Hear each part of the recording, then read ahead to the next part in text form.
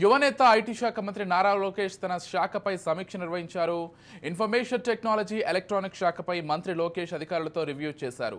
రాష్ట్రంలో త్వరలో కొత్త ఐటీ పాలసీ తీసుకొస్తామని లోకేష్ ప్రకటించారు.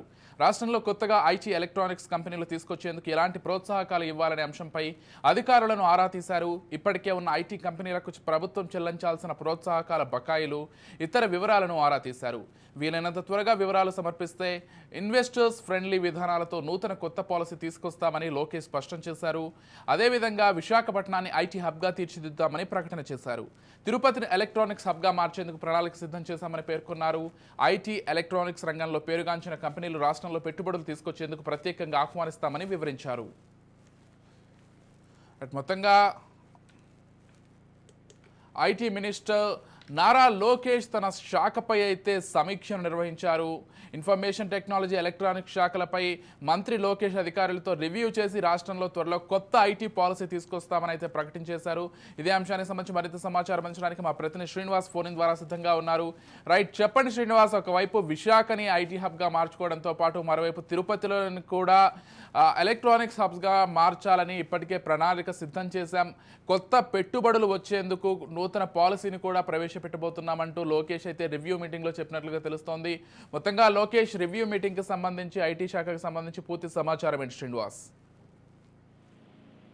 ఇన్ఫర్మేషన్ టెక్నాలజీని ఆంధ్రప్రదేశ్ లో ముందంచులో ఉంచాలి, దేశంలోనే ముందంచులోకి తీసుకెళ్లాలని చెప్పి అనేది మొదటి నుంచి కూడా చంద్రబాబు నాయుడు, అదేవిధంగా లోకేష్ ఎప్పటి నుంచో కూడా ఆంధ్రప్రదేశ్ ప్రజలకి ఇస్తున్నటువంటి హామీ. అంతేకాకుండా దేశంలోనే మొదటి ప్రాధాన్యత కలిగినటువంటి ఇన్ఫర్మేషన్ టెక్నాలజీని తీసుకురావాలి, దేశం మొత్తం కూడా ఆంధ్రప్రదేశ్ వైపు చూడాలని చెప్పి అనేది మొదటి నుంచి కూడా చంద్రబాబు నాయుడు చెప్పడం జరిగింది. దానిలో భాగంగానే విజన్ 2040 అనే ఒక నినాదాన్ని కూడా ఈ మధ్యకాలంలో తీసుకురావడం. చాలా మంది ఇన్ఫర్మేషన్ ఐటీ విద్యార్థులతో సమావేశమైన సందర్భంలో చంద్రబాబు నాయుడు కూడా చెప్పడం జరిగింది. 2040 నాటికి దేశంలోనే అత్యున్నతమైనటువంటి ఐటీ హబ్ గా ఆంధ్రప్రదేశ్ ను తీర్చిదిద్దుతాము అంటూ కూడా చెప్పడం జరిగింది. గత యువగలం పాదయాత్ర సందర్భంలో కూడా నారా లోకేష్ కూడా ఐటీ విద్యార్థులతో అనేక సందర్భాల్లో సమావేశమైనప్పుడు రాష్ట్రంలో ఇప్పటి వరకు ఐటీ అనేది పూర్తి స్థాయి కనుమరుగైపోయినటువంటి నేపథ్యం చూస్తున్నాం. ఇప్పటి వరకు కూడా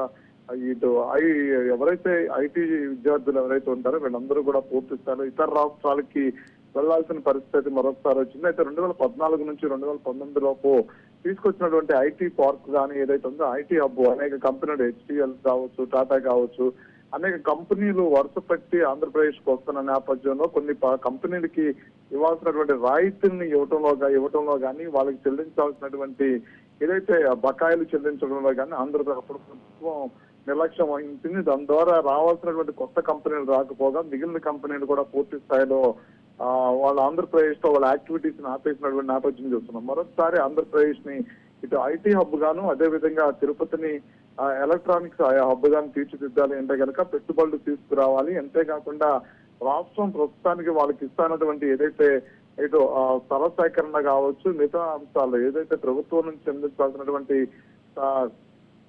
ప్రోత్సాహాలు ఏవైతే ఉన్నాయో అది కంపెనీస్ ఇస్తాము, పెట్టుబడులు పిలుస్తామని చెప్తున్నారు. అయితే మరొకసారి దీని మీద అధికారులతో రివ్యూ నిర్వహించారు. దీని ద్వారా దేశంలో ఉన్నటువంటి అంటే అత్యున్నతమైనటువంటి ఐటీ ఉన్నటువంటి ప్రాంతాలు ఏవైతే ఉన్నాయో, రాష్ట్రాలు కానీ దేశాలు కానీ ఏవైతే ఉన్నాయో వాళ్ళతో అధినేతలతో కూడా సమావేశమయ్యేటువంటి అవకాశం ఉంటుంది రానున్న రోజుల్లో. అంతేకాకుండా ఎలక్ట్రానిక్స్ సంబంధించినటువంటి ఉపకరణాలను తీసుకురావడమే కాకుండా ఎలక్ట్రానిక్స్ హబ్గా తయారు చేయాలంటే కనుక ఇక్కడ మ్యానుఫ్యాక్చరింగ్ తో పాటు ఇక్కడ తయారీలతో పాటు అన్ని రకాల కంపెనీస్ ఇక్కడికి తీసుకొచ్చే ప్రయత్నం చేయాలి. దానికి సంబంధించినటువంటి కొన్ని రాష్ట్రాల అధినేతలతో కూడా సమావేశమయ్యేటువంటి అవకాశం ఉంటుంది. రాష్ట్రంలో అన్ని ప్రాంతాన్ని సమానంగా అభివృద్ధి చేయాలి అన్నా సరే ఉపాధి ఏదైతే విద్యార్థులు ఇటు ఐటీ విద్యార్థులకు కావచ్చు, అదేవిధంగా ఇతర ఉపాధి కోసం పనిచేస్తున్నటువంటి నిరుద్యోగులు కావచ్చు, వీళ్ళందరికీ పూర్తి స్థాయిలో ఉపాధి కలిగించాలన్నా, ఉద్యోగం కల్పించాలన్నా ఇక్కడ పెట్టుబడులతో పాటు కంపెనీస్ అనేవి